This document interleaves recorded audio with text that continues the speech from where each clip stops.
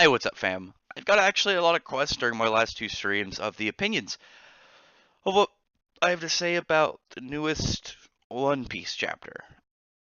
Obviously, I've got a lot to say. I'm gonna have a fair amount of things to say about the chapter itself, but I'm gonna tell you this: there's not a lot of salt.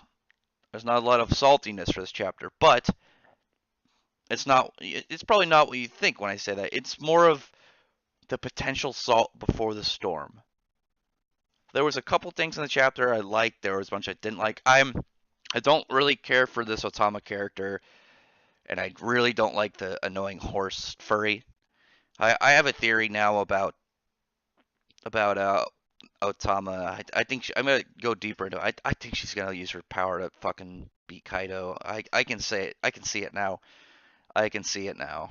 Of her using her ability that it's like, hey, it works on animals. Hey, this actually works on devil fruit users with Zoan types. Huh. Man, I wonder what Kaido is. Oh, a devil fruit Zoan guy who has a devil fruit Zoan army. Let's just see how that goes. But yeah, I'll make a video on that soon. But I like this panel that I'm using. I think it looks cool. I like the like big kind of like grave Castley type thing. But something that annoyed me, but had something that I like is what I didn't like.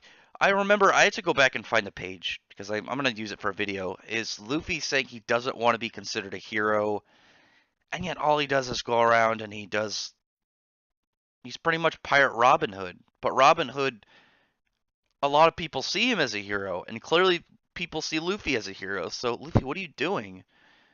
But I like that Law at the during it was just like, ugh, a pirate being a good guy is stupid. I hate it. And it's just like, yeah, Luffy even said like I did something good. I mean, Luffy, you said you didn't want to be a good guy. What are you doing? You don't want to be a hero. You've said this before. I'm gonna find the page. I'm gonna go back and find the page at some point, and I'm gonna do a video on it.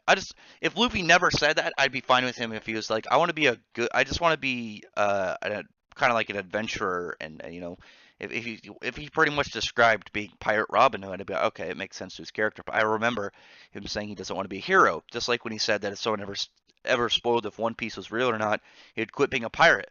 But Whitebeard announced that it was real, and then later Luffy acknowledges that everyone knows about everything that happened in Marineford. So how do you not know that part where the strongest man in the world, Whitebeard, dies, and then says something as important and like world rendering as, yeah, One Piece is real. It does exist. Like I always think that's just kind of weird. And sometimes I wonder if Oda's like, I want to do something weird with Luffy, and then kind of backs out on it, kind of like with some of the character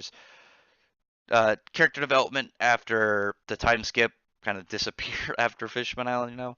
But anyway, you got some part I thought was wasted too much time with these little kids saying like pretty much showing them being taught wrong things, one of fake news. But I thought it was silly. And then this guy, what is his name? Inem Murray, a really weird looking samurai guy. I'm curious to know if he's actually strong or if Luffy's gonna one shot him as well. But obviously, none of those things are what I really wanted to talk about in the chapter. None of those things are kind of the big kind of swivel point of this chapter of One Piece, and that's that Kinemon and crew time traveled, and that's where they're from 20 years ago. So let me put this out there right now. If it's something like they went and they met with somebody who had a devil fruit that I don't know turned them to stone for 20 years, and then they kind of come to the future, and they're preserved, and for them it kind of feels like time travel. Then it's like okay, but if there's literally a devil fruit that has a time travel power, it's like yeah, let's open a portal and put you in like some Flame of Recca shit. It's not gonna go well. It could legitimately open so many plot holes and issues in One Piece, and I really hope Oda's careful with it. Because something that I've talked to with a couple people about before, I don't know if I've talked about it in my videos, is stories that stories that do time travel usually do it fine in their own version because they end up setting up rules and different things that they have to abide by.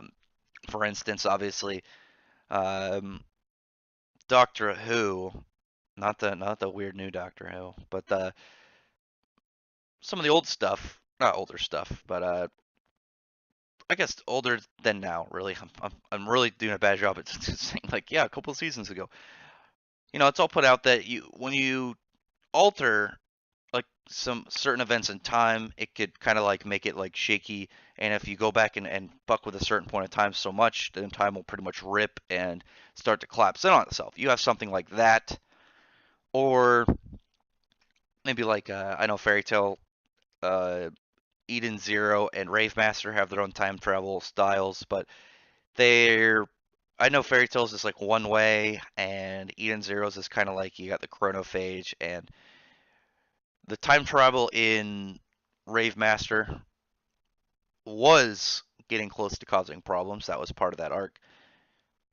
But I don't know. I see Oda being able to if he's not careful with it, it could ruin it. Like if there's a time travel fruit, why is nobody else like getting this and doing shit with it? Like there's so many problems. Like if they get the ability to time travel, it, what's gonna happen? Like I already said, fuck it. Luffy time travel. Luffy might be Joy Boy. Like I don't know. It's such a it's such a dangerous tool to play in One Piece's style of writing, One Piece's style of story that could break everything. So that's like I said, it's kind of this is the salt before the storm. This is me saying like I'm worried about stuff, just like the say I was saying with the Seven Deadly Sins chapter, the last one. It's like it was not bad, but it set up such a shaky thing with like Meliodas hasn't been using his power the whole time. That everything else has been a fake power. He's going to use his real power and be even somehow more powerful. And that's what I have to say about this sort of. It's like, I mean, it's not a bad chapter, but it sets up something that could make for a catastrophic chapter. I'm hoping I'm gonna give Oda the benefit of the doubt that he thought it up and he planned it all out beforehand and it's gonna make sense. But Jesus Christ, if Oda does something that doesn't make sense and it potentially creates like a million plot holes in the story, I am going to laugh about it. But at the same time, I know the One Piece fans will eat it up because they will eat anything that Oda shits out. But anyway, kind of TLDR. Like I said, the chapter itself was fine. Um, I liked some of the visuals. I liked actually what Law said about being good pirates was, made him sick.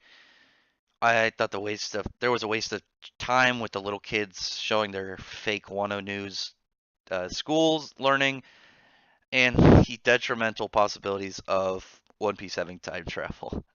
I mean, like I said, I'm excited to see what the next two chapters to see how this goes, especially the next one because I'm assuming they're going to explain it in the next chapter. And yeah, if you like my content, check out my other videos. I do most of manga stuff, Fairy Tail, Eden Zero, and Black Clover. Soon to be the Radiant Anime, which is if you don't know what that is the first official French manga made by a French guy in France that's getting a Japanese anime adaptation. It comes out on the 6th of October next week, which I'm really excited for. I'm going to do weekly videos on it. I've been waiting for the series to try and get an official English license, and not only did it get that, but it also got an anime, and I'm hoping that it does well because it's a very fun series. But if you aren't subscribed to my channel, I hope I can get you to subscribe. And if you are subscribed already, thank you very much for listening. Bye.